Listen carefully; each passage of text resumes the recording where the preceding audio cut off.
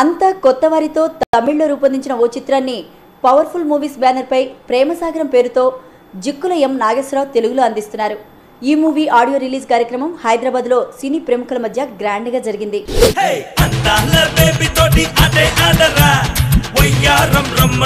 అంతే చూడరా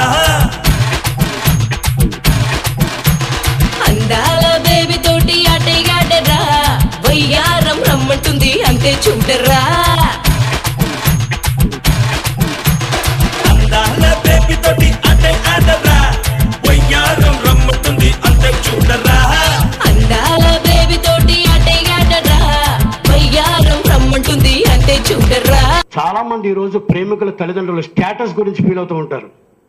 ఆ స్టేటసే చాలా ఇబ్బందులు పాలవుతున్నారు, కొంపలు ముంచుతున్నాయి, ప్రేమలు సక్సెస్ కావట్లేదు. తర్వాత రిలైజ్ అయ్యి బాధపడేటప్పటికి అంతా అయిపోతుంది.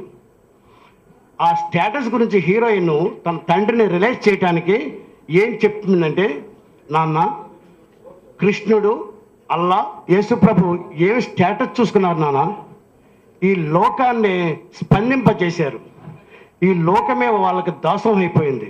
ఈ సినిమా వీళ్ళకి జిక్కుల నాగేశ్వరరావు నచ్చి సినిమాని తెలుగులో డబ్బింగ్ చేశారు. చాలా క్లైమాక్స్ ఎక్స్ట్రాడినరీగా ఉందని చెప్పారు. డెఫినెట్గా ఉంటుంది, ఎందుకంటే ఈ సినిమా ప్రేమసాగరం అనేది మళ్ళీ ఇంతకుముందు ఒక పెద్ద హిట్ వచ్చింది. అదే నేమ్ను ఫాలో అవుతూ చేస్తున్న సినిమా. ఈ సినిమా వాళ్ళకి మంచి హెల్ప్ అవ్వాలని, మంచి సినిమా అవ్వాలని, మళ్ళీ త్వరలో స్ట్రైట్ సినిమా తీసే శక్తిని వాళ్ళకి కలిగించాలని మనస్ఫూర్తిగా కోరుకుంటున్నాను. అది సినిమా రిలీజ్ అయిన తర్వాత 175 డేస్ ఆడి చాలా పెద్ద విజయం సాధించిన తర్వాత అప్పుడు తెలిసింది మనకి టి రాజేంద్ర గారు ప్రేమసాగరం అని సేమ్ అదే టైటిల్ పెట్టుకున్నారు. డెఫినెట్గా ఈ సినిమా కూడా ఆ సినిమాని మించిన విజయం సాధించాలని మనస్ఫూర్తిగా కోరుకుంటూ, దీనికి పాటలు వెన్నెలకంటి గారు రాశారు, మ్యూజిక్ వచ్చి కలయవనాన్ని ఇంద్రజిత్ చేశారు. డెఫినెట్గా మ్యూజికల్గా కూడా ఇది పెద్ద హిట్ అయ్యి ఈ సినిమాని అందరూ ప్రేక్షకులందరూ యూత్ మొత్తం అందరూ అంటే దీంట్లో ప్రేమికులు చూడదగిన చిత్రం అని చెప్పి అది క్యాప్షన్ పెట్టారు. నాట్ ఓన్లీ ప్రేమికులు, యూత్ కానీ పెద్దలు కానీ మొత్తం అందరూ చూసి దీన్ని మంచి విజయం చేకూరుస్తారని మనస్ఫూర్తిగా కోరుకుంటూ సెలవు తీసుకుంటున్నాం. మరి ప్రేమసాగరాన్ని విడుదలకు సిద్ధం చేశారు. ఈరోజు ఆడియో రిలీజ్ కార్యక్రమానికి మమ్మల్ని ఆహ్వానించారు.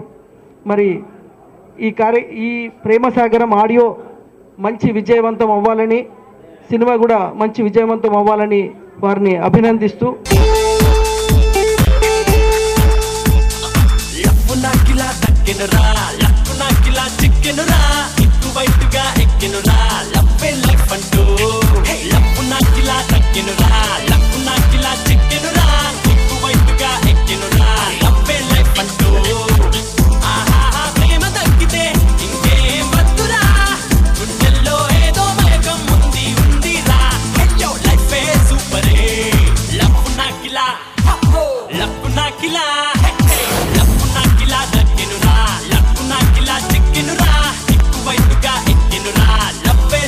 ఈ ప్రేమసాగరం అప్పటి ప్రేమసాగరం ఎలా హిట్ అయిందో అలాగే ఈ ప్రేమసాగరం కూడా అలాగే హిట్ అవుతుందని నేను కోరుకుంటున్నాను.